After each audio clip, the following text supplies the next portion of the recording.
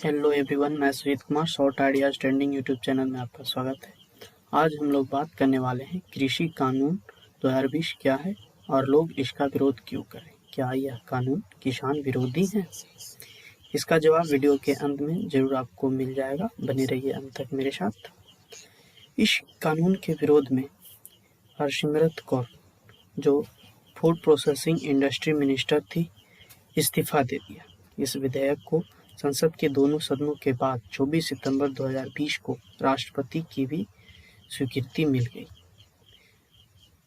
परंतु देश के कई क्षेत्रों से इस अधिनियम का विरोध हो रहा है, विशेषकर पंजाब, हरियाणा, जहाँ हरित क्रांति सबसे पहले आई थी।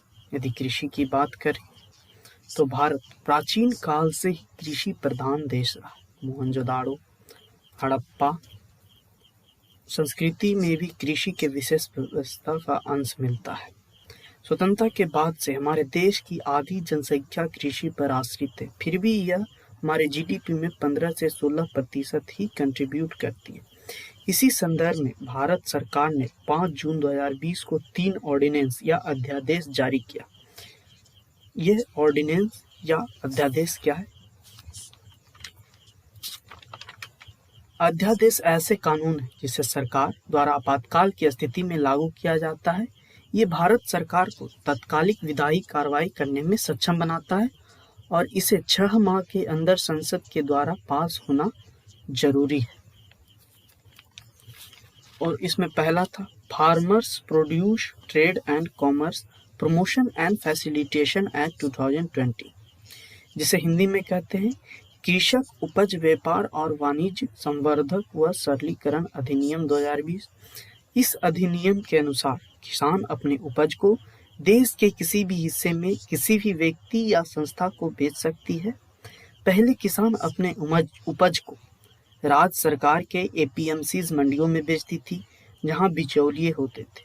वे किसान के उपज को उचित मूल्य और उचित व्यापारी को बेचवाते थे, जिससे उनको भी कुछ टैक्स जाता था। यदि पंजाब की बात करें तो कुल वहाँ 8.5% टैक्स लगता था, जिसमें 3 अलग अलग तरह के टैक्स होते थे। इसके बारे में हम बाद में बात करेंगे।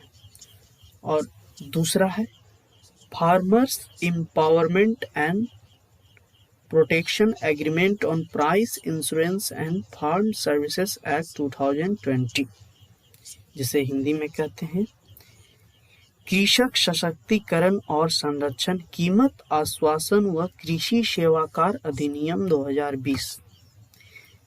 यह एक तरह से बोले तो कॉन्ट्रैक्ट फार्मिंग को बढ़ावा देती है। यह किसान को फसल के बुनाई से पहले तय मानकों पर तय कीमत पर बेचने का अनुबंध करने की सुविधा देती है।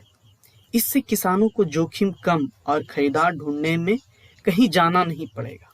इस पर सरकार का कहना है कि इसके तहत किसानों को शोषण और भय के बिना समानता के आधार पर बड़े व्यापारियों और निर्यातकों से जुड़ने में सक्षम बनाएगा। और तीसरा है the essential commodities amendment act 2020, जिसे हिंदी में कहते हैं आवश्यक वस्तु संशोधन अधिनियम 2020। इससे पहले हम जानेंगे द एसेंशियल कमोडिटीज एक्ट 1955 क्या है। पहले बड़े व्यापारी आवश्यक वस्तुओं को कम दामों में खरीद कर भारी मात्रा में भंडारण कर लेते थे और उसे ऊंचे दाम पर बेचते थे। इस अधिनियम के अंतर्गत आवश्यक वस्तुओं का लिमिट से अधिक उत्पादन और भंडारण पर प्रतिबंध लगाया गया।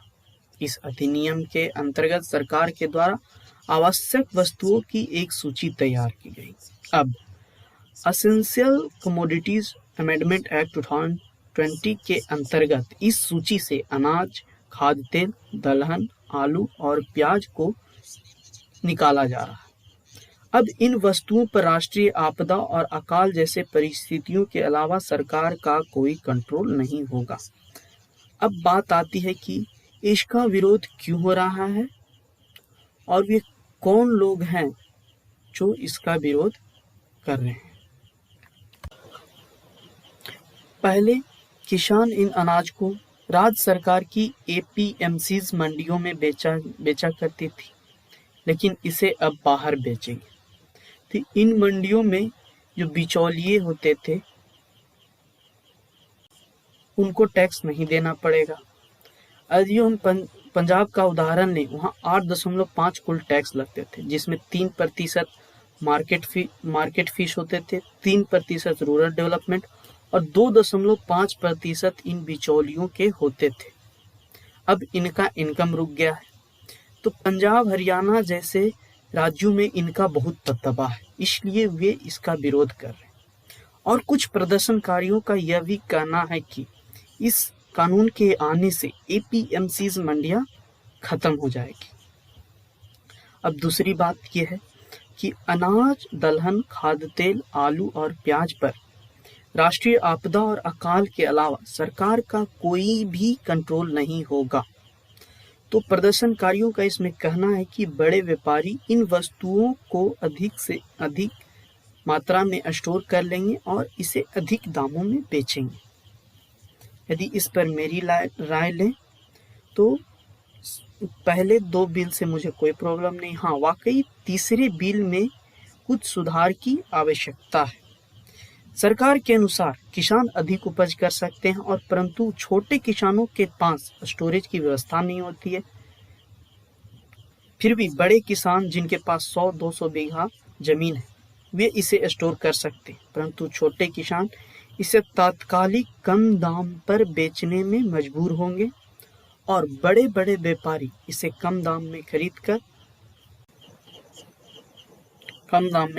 इसे ऊंचे दामों में बेचेंगे। इस विषय पर आपका क्या राय है, हमें कमेंट करके बताइए। यदि आपको वीडियो अच्छा लगा, लाइक कीजिए, शेयर कीजिए और चैनल को सब्सक्राइब कीजिए।